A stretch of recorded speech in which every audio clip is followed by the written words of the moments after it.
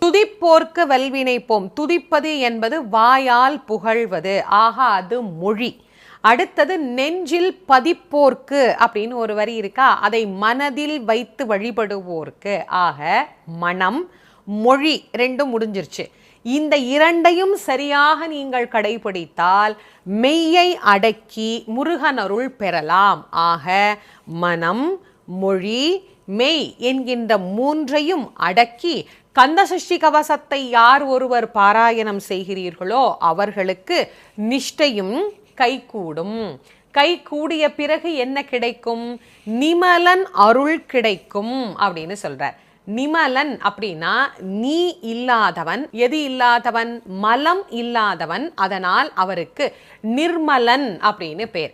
சிவபெருமானை நிமலன், நிர்மலன், விமலன் இப்படியெல்லாம் நாம் போற்றுகின்றோம். சிவமும் முருகனும் ஒன்று